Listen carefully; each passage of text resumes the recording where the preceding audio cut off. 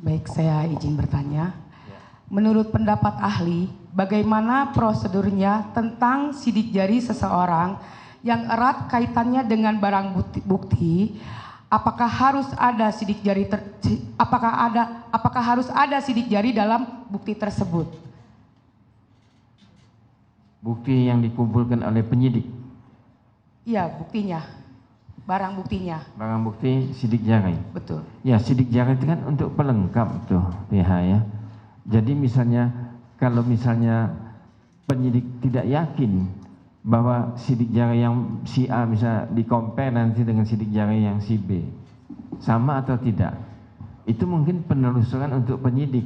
Dia bisa meyakinkan diri dia bahwa apa yang misalnya dulu tersangka si A atau sidik jarinya A, sedang si Peggy Setiawan itu sidik jarinya B.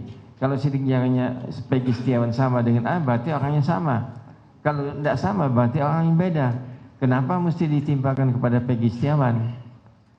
Jadi penelusuran yang dilakukan oleh penyidik, dia mau melihat sidik jari itu sudah betul. Kalau memang Peggy Peron dulu ada sidik jarinya pada penyidik, dia compare atau dibandingkan dengan sidik jari dari Peggy Setiawan, itu sudah betul jalan dia.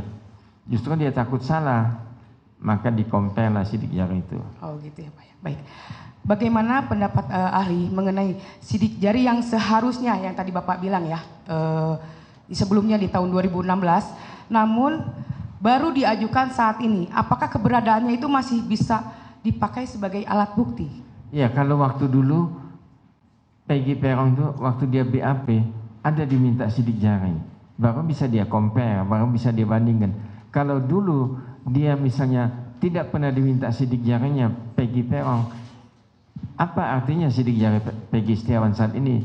Cuma untuk ecek-ecek aja kalau begitu kan? Berarti tidak berarti ya, itu berarti ya, tidak bisa ya? Nggak ada perbandingan kan? Oh, tidak ada perbandingan ya? Berarti tidak bisa dipakai ya Pak ya? Tidak sah. Oke, tidak sah ya Pak ya. Satu lagi Pak, berdasarkan sidik jari kepada tersangka di atas kertas kosong tanpa didampingi oleh penasehat hukum, apakah itu dibenarkan atau dilegalkan? Mohon pendapatnya Pak. Biasanya kalau misalnya sidik jari atau cap jempol itu mesti disaksikan oleh notaris. Notaris kalau kita bikin perjanjian atau apa. Mohon maaf, jadi kalau notaris nggak ada, lembaga resminya kan ya PH dia yang punya SK. Penasehat ya. Yang punya SK pengacara dari Peradi atau Peradin, dan ada SK-nya. Jadi saya mau pastikan sekali lagi, pada saat pengambilan sidik jari itu harus didampingi oleh penasehat hukumnya. Iya, itu yang sah. Itu yang sah. Iya. Baik, terima kasih.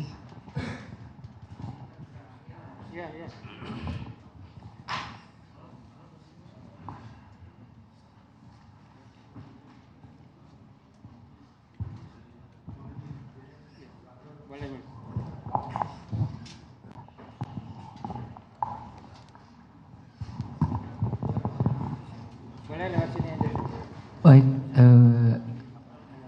mohon izin saudara ahli yang mulia, kita lanjutkan bahwa berdasarkan peraturan Mahkamah Agung Republik Indonesia nomor 4 tahun 2016 tentang larangan peninjauan kembali putusan pra peradilan.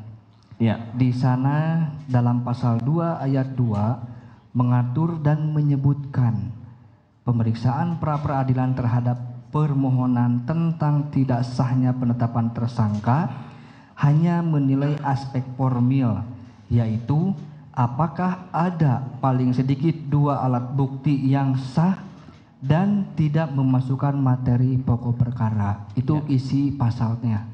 Nah, yang ditanyakan, apakah alat bukti tersebut harus diuji dan dihadirkan untuk menilai sah atau tidaknya guna menerapkan asas profesional, akuntabel dan transparan sesuai dengan peraturan Mahkamah Agung tersebut. Ya. Jadi tadi sudah saya jelaskan di depan hakim bahwa masalah prapit ini tidak punya 2 kualifikasi hukum.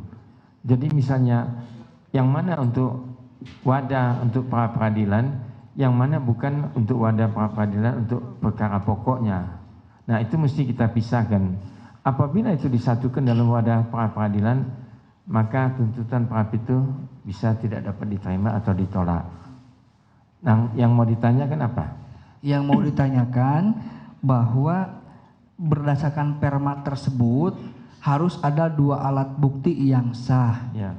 Nah, untuk menguji sahnya, bukan menguji formilnya, bukan menguji materialnya, tetapi untuk menguji apakah alat bukti dan barang bukti tersebut sah secara hukum, itu harus dihadirkan di dalam persidangan pra-peradilan atau tidak perlu?